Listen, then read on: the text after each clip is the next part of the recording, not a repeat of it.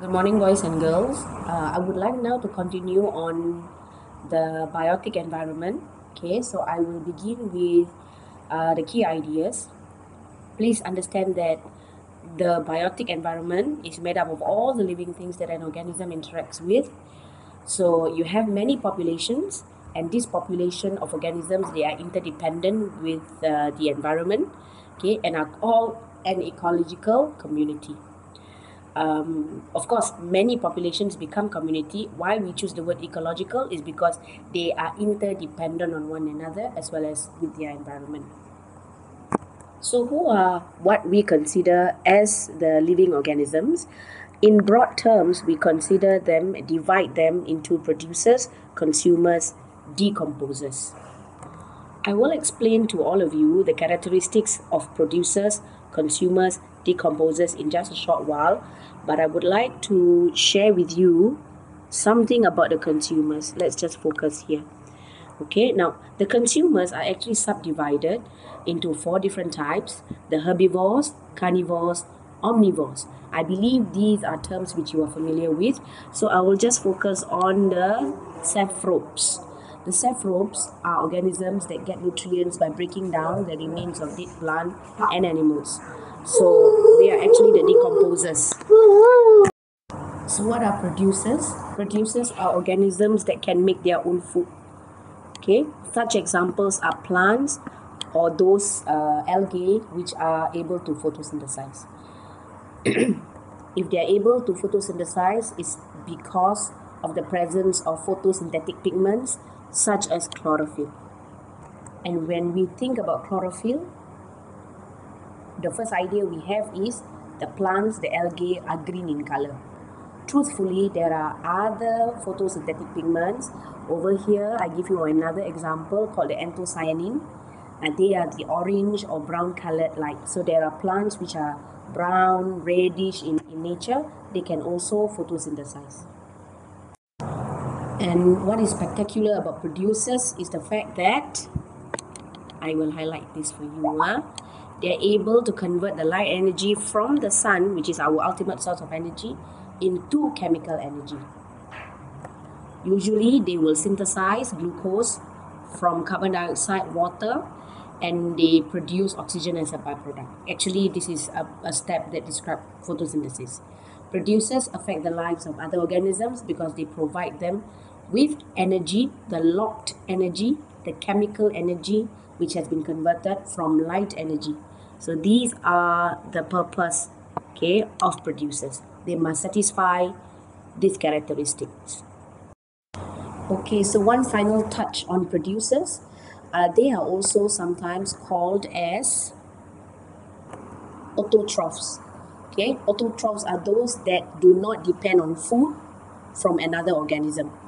Okay, as opposed to consumers, okay, who are called heterotrophs because they have to find other sources of food because they are not able to make food on their own. Keyword, not able to make their food on their own. They obtain energy and nutrients by feeding on other organisms. What do I mean by feeding? Feeding means eat. The word feeding means eat, literally eating. Boys and girls, as mentioned earlier just now, that the consumers are subdivided into 3 different types: the primary, secondary, and tertiary consumers. You see the word herbivores, carnivores, but you don't see omnivores, okay? And I shall tell you where they are located. Omnivores can be in these 2 categories. Omnivores can be a secondary consumer. Omnivore can also be a tertiary consumer.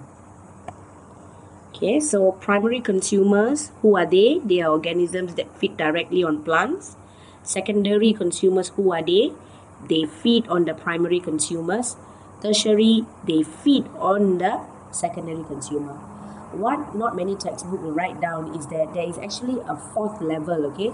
A 4th level of consumer, which we call the quaternary, and for the same reason, what do? They actually feed on the tertiary organisms. Tertiary consumers, my apologies. Now, in terms of numbers of consumers, usually, okay, the primary consumers are largest in number, followed by the secondary consumers, tertiary, and finally quaternary.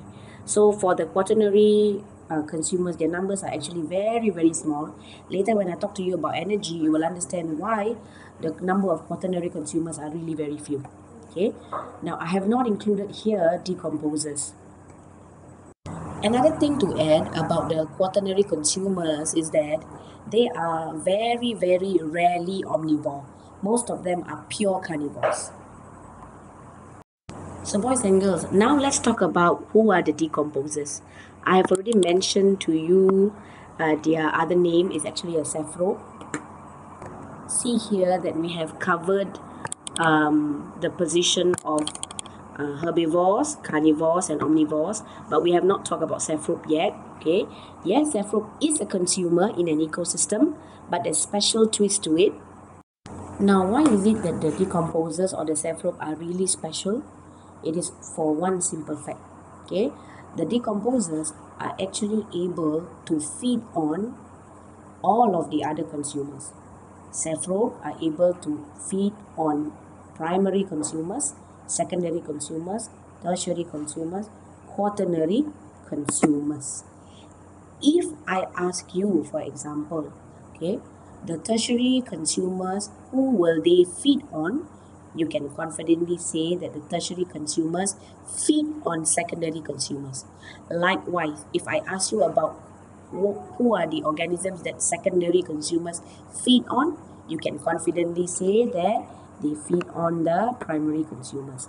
But when we talk about the saphropes of the decomposers, they can actually feed all of them. So that is why they are very special, and they are not, if this is the first level, second level, third level, fourth level, they are not in the fifth level because of the fact that they can feed on all of the consumers.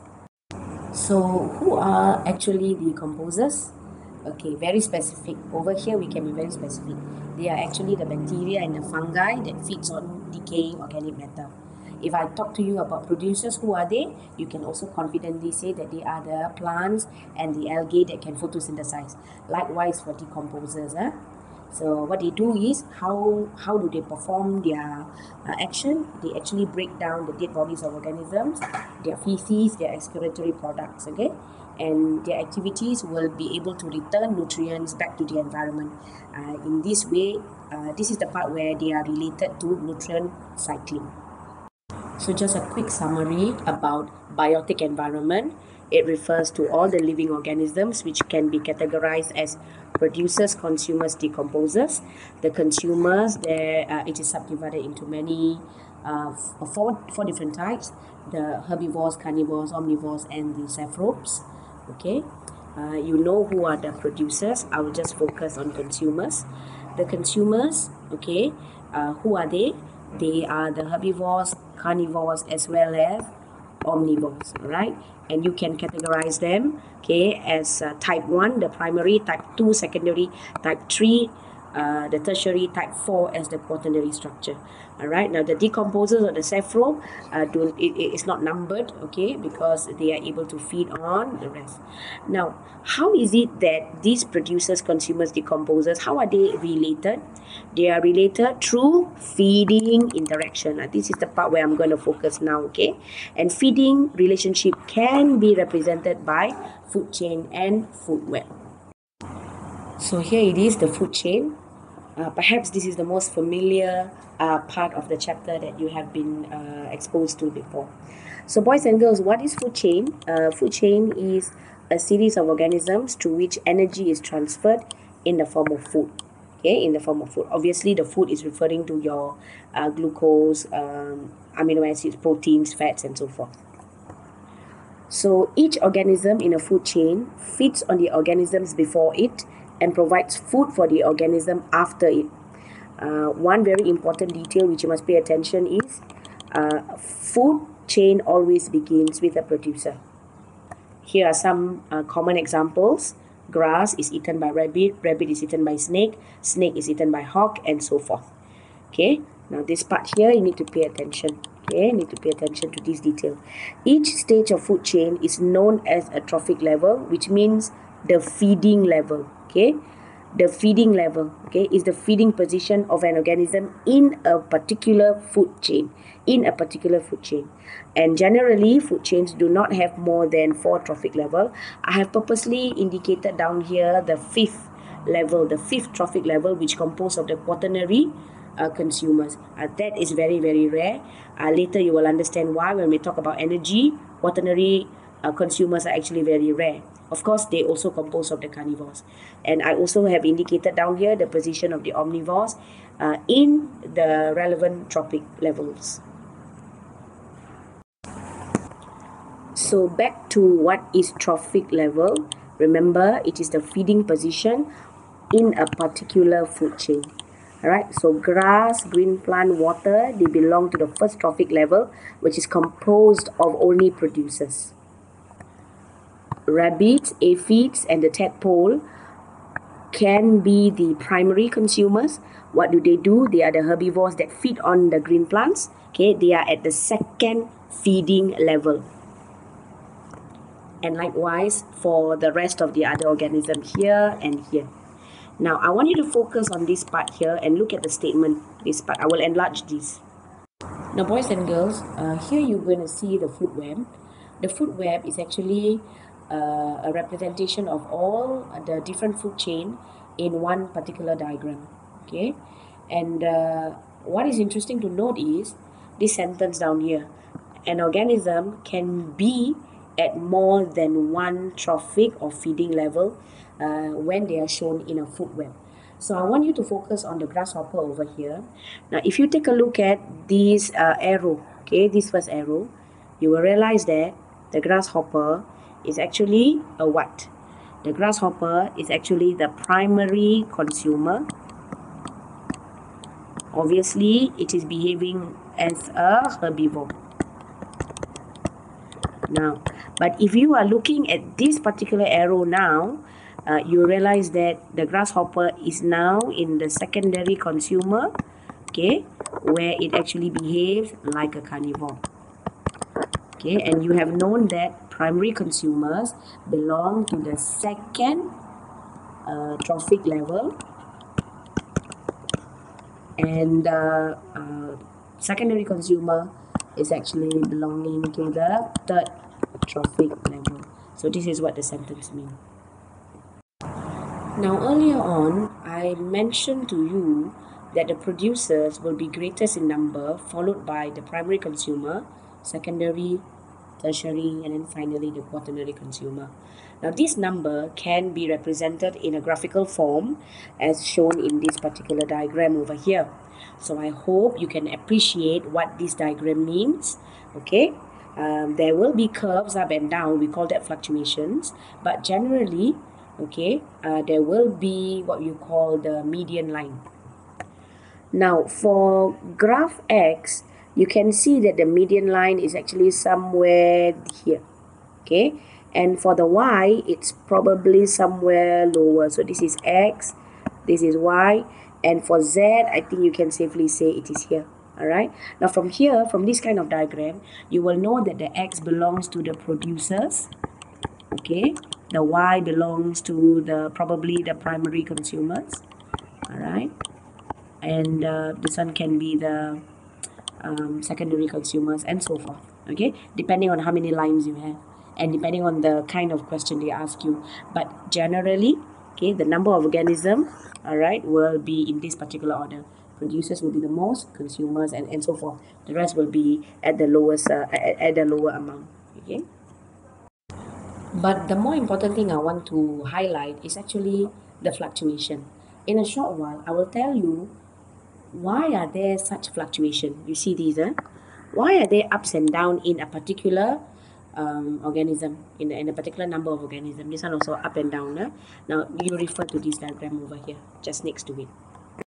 Now, class, the fluctuations are actually because of some things that happen within the environment, okay, meaning to say the biotic factors, okay. Something can happen also because of the interdependent relationship of the organism, okay, with one another. Some of these relationships are pretty obvious. I give you one simple example. For example, the existence of the predator-prey relationship, it can give rise to the ups and downs as you see on the curves. All right. There are also other kinds of causes that can contribute to the fluctuation, such as the death of that particular organism or the birth of new organisms. All right, the numbers will change certainly. Sometimes if there's an occurrence of a disease or natural calamities that can kill many of the organisms. Changes in climate, even though it's slow, but it might actually let you see some observable changes in the numbers of organisms. A change in landscape due to natural calamities, for example. Other things such as immigration of these organisms from their natural habitat could also affect, the number of organisms in the new environment. Now, as an illustration, I want you to take a look at this graph over here. Okay, I'm just reading from the top with you. An animal that feeds on another animal is called a predator. An animal that is eaten obviously is a prey. For example, eagles eat fish, so eagles are predators, fish are the prey. All right, now the fluctuations in the population of predators and prey can be illustrated below. Now take note of this. An increase in the population size of the prey means that more food is available for the predators. This will lead to an increase in the number of predators. This will then causes a decrease in the population of prey, all right, because it is eaten by the predators, obviously, which in turn results in an inevitable decrease in the predator population when there is less food available. All right, so you can see that this cycle of predator-prey relationship repeats over time. You can also attribute the same kind of argument, okay, for all these factors that exist here. So basically, take note that the increase and decrease of the population of the predator follows the corresponding increase and decrease in the population of its prey. I think you also take note over this point, the average size of the population of the prey is usually larger than that of the predator, as I have mentioned over here. So you see, the prey is a lot higher as compared to the predator, which exists somewhere around this line. And understand this fact that although you have all these causes here, okay, on this side, but the predation plays a more important role in regulating the natural population. I forgot to mention about one point. I think I will just erase these two lines, okay, to make it better for you. Now, you see, if you are not sure who is the prey or predator, another thing for you to do, okay, that can possibly help you to decide on that is actually drawing this kind of lines, okay, this kind of lines, all right, like that. So you see that this one will go up, okay, before this one goes up. So you can tell that the number of prey has to get higher before the number of predators starts to rise. Okay, and this is another way of trying to decide who is the prey and predator besides drawing the horizontal lines just now. So we have indeed talked a lot. Okay, let's just go back to some key ideas on the biotic factors. Okay, take note, the living organism in an ecosystem can be categorized as producers, consumers, or decomposers. The producers are organisms that can synthesize food by photosynthesis. Consumers obtain their energy and nutrients from other organisms. Decomposers break down the dead organism and waste matter. Okay, a food chain consists of a series of organisms through which energy is transferred in the form of food. A food chain always begins with the producer, and a food web is made up of two or more food chains linked together. This is the part that we are going to focus on next, and this is indeed the last part of this chapter. So just a quick recap. If you look at page 423, on the last page of this chapter, you realize that we have completed this one. We have also completed over here. All right. I have already shown you what is nutrient cycling as well. So this is the focus. So we are going to first discuss about what is the meaning of non-cyclic energy flow. Then we are going to focus over here, and finally how energy can be represented by ecological pyramids in terms of pyramid of numbers, in terms of pyramid of biomass, as well as pyramid of energy. Now, boys and girls, let's begin with the non-cyclic flow of energy. What do I mean by that? Okay, focus. Non-cyclic flow of energy. Ultimate source of energy come from the sun in the form of light and heat. Okay, now what do we do with the light energy? For example, focus here. Okay, the light energy we trap by photosynthesis in plants. All right, some of these plants, they die a long time ago, become coal in the form of fossil fuel. What we do with the fossil fuel is we convert the chemical energy, for example, into secondary sources of energy, like such as the electrical source of energy at power stations and batteries and all that. So this energy is converted. Conversion happens, all right, into light and heat, kinetic and heat, sound and heat in general. If it's in your torchlight, for example, then definitely it will come under this. Okay, but one thing common, okay, all of the energy that originally come from the sun, they will all end up becoming heat energy, and this heat energy is the one, boys and girls, that cannot be recycled. Once it becomes heat energy, we can no longer turn it into something useful. Okay, it's just lost like that into the environment. Most of the time it contributes to warming the earth. And unlike the nutrients, okay, unlike the nutrients, nutrients can be recycled. All right, that's the difference between non-cyclic energy flow and nutrient cycling. We have talked about carbon cycling in our syllabus previously, so these are the two different things. So, boys and girls, a more detailed explanation over what I've just said just now can be found on this page. You have the exact same diagram inside your textbook, so I'm just going to have a quick read, okay, and highlight to you the more important portions, okay. So take note. In an ecosystem, energy does not flow in a cycle. Energy flow is non-cyclic or linear. Okay, the flow of energy in an ecosystem and its relation to nutrition are shown at the bottom here. I repeat, energy flow is non-cyclic. So number 1, 2, 3, 4, 5, 6 is trying to explain that. If you have forgotten what I say just now, these are all the things, okay, word for you clearly in case you have to attempt an essay question. All right, take a note at these. Okay, the ultimate source of energy is the sun. The sun provides energy in the form of light. Okay, light energy, the heat part of the energy is actually not useful to us. It helps to just warm the earth so that the enzymes of the plants, for example, will have an optimum temperature to start photosynthesis. So light energy absorbed by chlorophyll and photosynthesis occur. Energy in these producers are passed on from one trophic level to another through feeding. The flow of energy through the ecosystem is non-cyclic. What do you mean?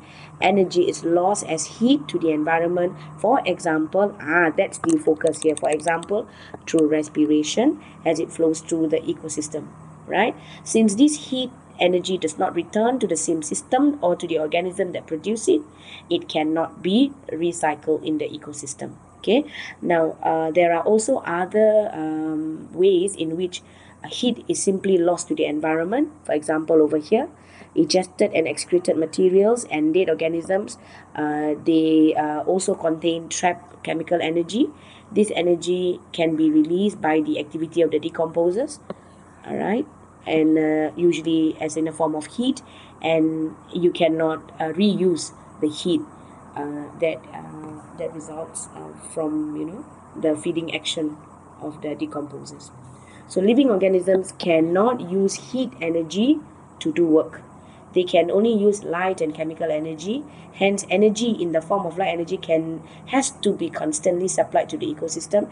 And thank you to the scientists who found out that at least for sure the sun will still be around for the next 300 billion years.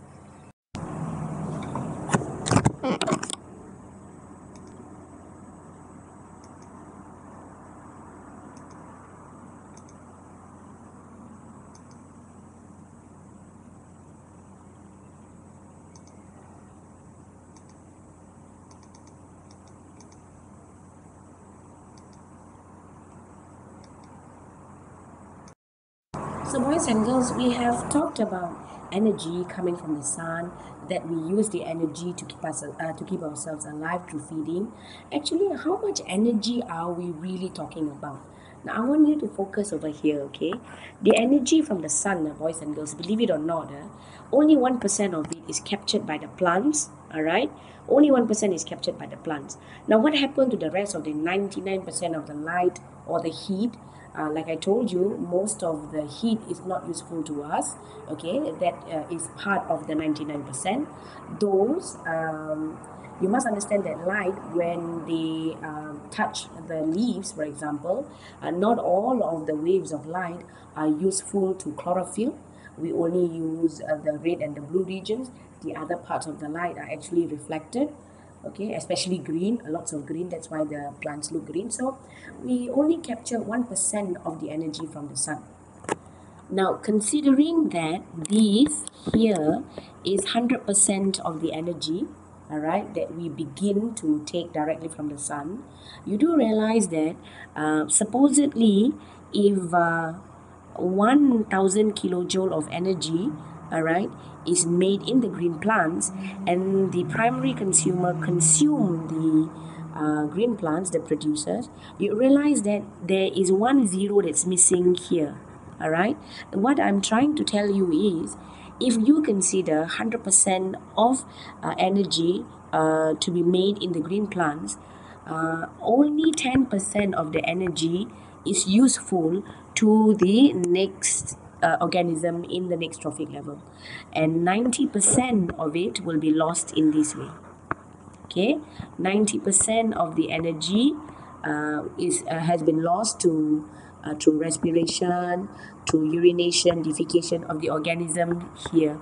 Only 10% will remain for the following organisms to feed on. Okay, and you see that, for example, here the herbivore now only contain 100 kilojoule, all right, of energy. It can only give a maximum of about 10 kilojoule of energy to the next secondary consumer. Again, 90% of the energy will be lost in this way. So in summary, boys and girls, okay, the shorter the food chain, the more efficient is the energy transfer, simply because since a large amount of energy is lost at each trophic level of about 90%, less and less energy is available for the organism at the next trophic level as we move along the food chain. Hence, food chains are generally short. That is why I told you that quaternary consumers are very rare. I repeat, quaternary consumers are very rare, because by the time they feed on the organism in the tertiary trophic level, okay, they actually have very little energy left for them. So the shorter the food chain, the greater the amount of energy available to the final consumer, because then less energy is lost to the environment. And for the same fact, you'll be very surprised, in terms of energy, it is better for us to eat plants rather than us eating beef, all right?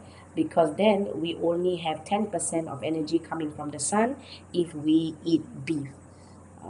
This is in terms of energy, all right? So take note, it is healthier to take plants for the fact that we get more energy from them. So boys and girls, are these numbers you see over here, do they have any significance? The answer is yes. In the exams, especially in multiple choice question, they will normally give you certain figures. It can be very big, like in the hundreds of thousands, and then they want you to rearrange these numbers. For example, 3, 4, 7, 6, 0, 0, 500, perhaps 1500, something like that. Okay, they want you to arrange the trophic level. Then obviously this would be the producers, for example, followed by the primary consumers, followed by the tertiary consumers. So these numbers has its meaning, all right?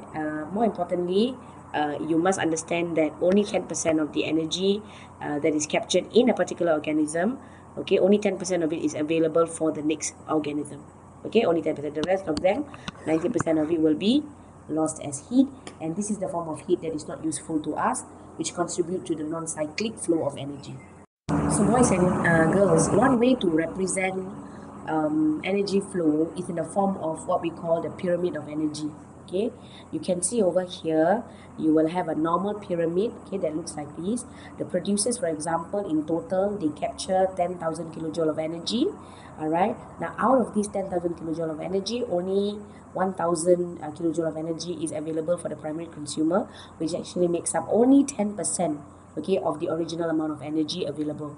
All right, and this arrow signifies that 90% of the energy has been lost through respiration while the organism is alive. All right, or when it dies, those parts which will be decomposed form part of the heat lost as well. Okay, so I repeat, energy, okay, how energy flow through an ecosystem can be how energy flow through a food chain can be represented using the pyramid of energy, and the pyramid shape will never change. It will always be like this, okay, normal pyramid.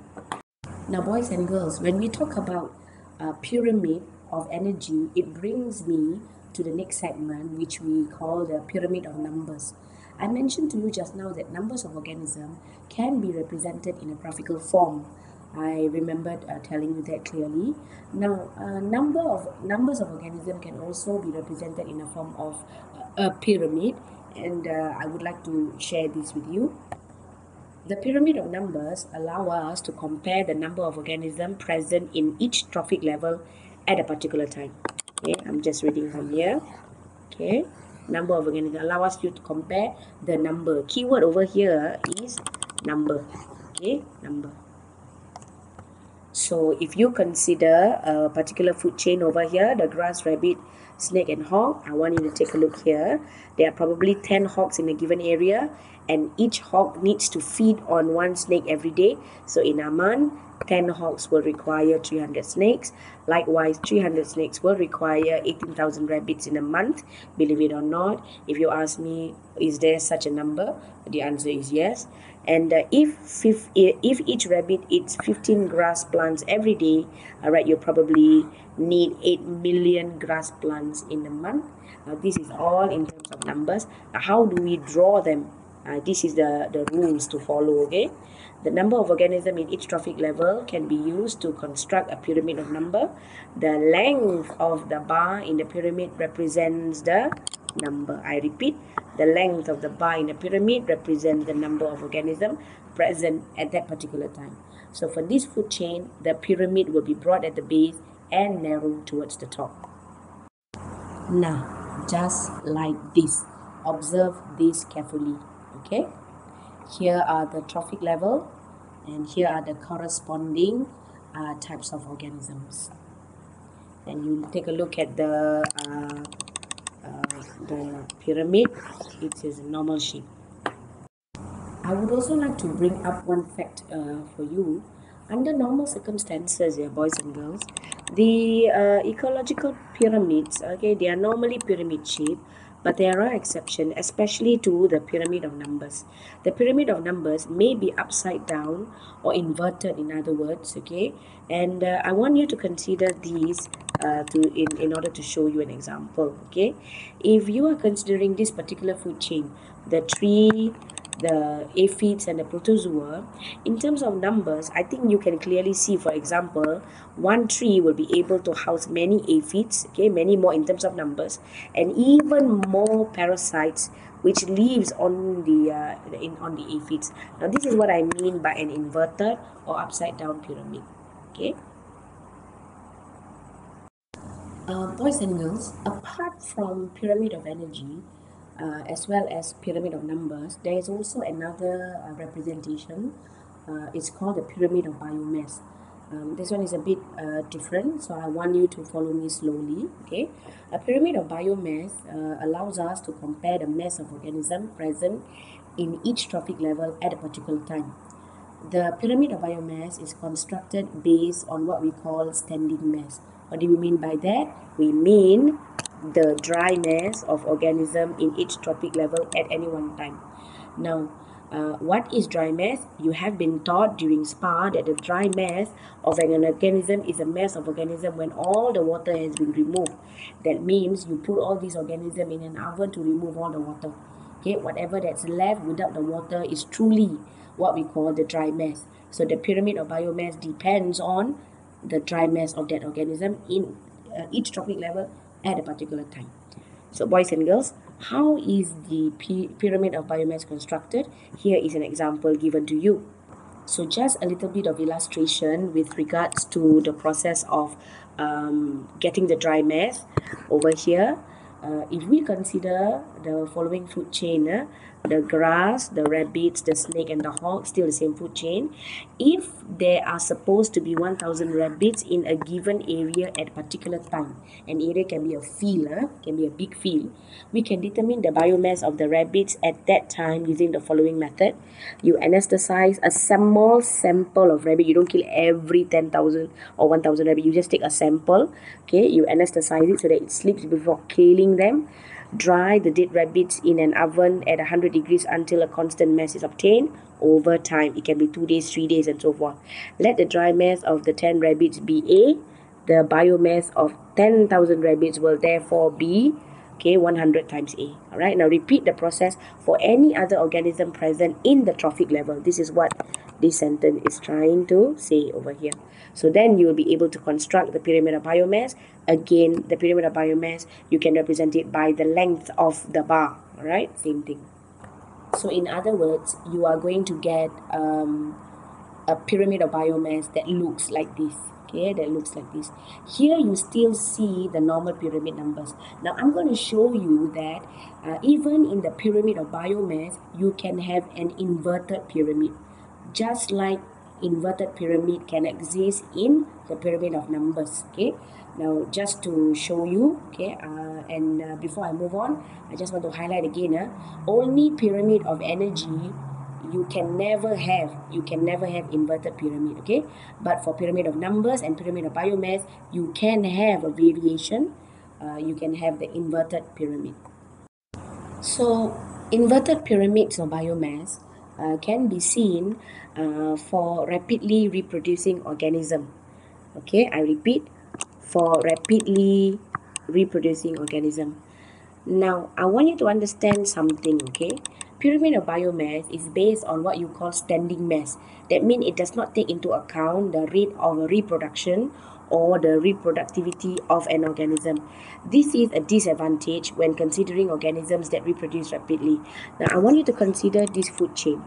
Phytoplankton, okay, it is a small little plants that live in the sea, okay, which photosynthesizes, and they are actually food for zooplankton, which is tiny, very very tiny organisms, okay, that feed on the phytoplankton, and the small fish feeds on the zooplankton, and blah blah blah. You know about this.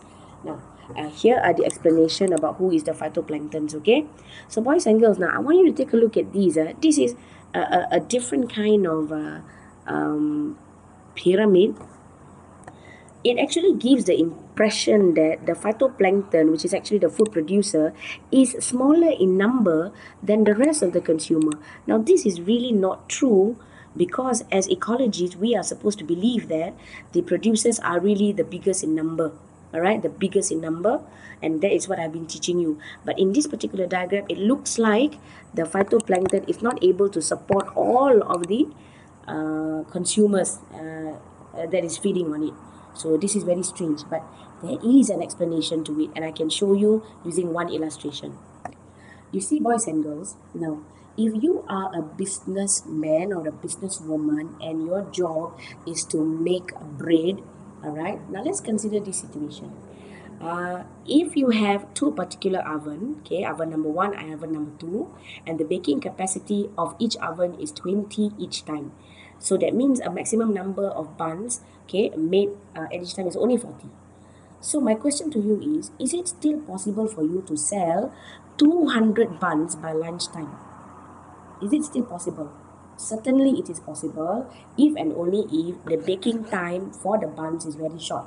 If the buns, for example, they cook in 20 minutes, you just need 20 times 5, 100 minutes to make how much? To make 200 buns. So certainly, even though the numbers are actually very small over here, all right, you can still feed 200 people, okay, the bread that you want. So because why?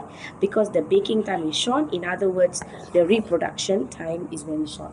So even though it look like the phytoplankton is not able to feed, but it can.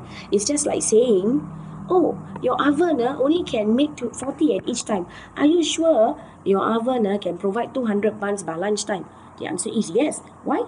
Because I can bake the buns within 20 minutes. Or I can also say the phytoplankton right now, you only see them this much. But actually, they can reproduce very, very fast in order to support the rest. That's what it means. So in this table 21.1, I will not talk anymore. I will just let you take your time to understand and take a look about the variation of the pyramid of numbers and pyramid of biomass. You realize that there is no pyramid of energy. Yeah? Pyramid of energy all look like this, okay? No doubt about that. So boys and girls, in summary, okay, we can study trophic levels in food chain using ecological pyramids. A pyramid of numbers allow us to compare the number of organisms present in each trophic level at a particular time. Pyramid of biomass allow us to compare the dry mass at a particular time. And also take note, energy lost as heat is actually lost to the environment forever, non-cyclic form of energy. And when we talk about energy transfer, remember 90% of it is lost, only 10% is available for the next consumer in the next trophic level.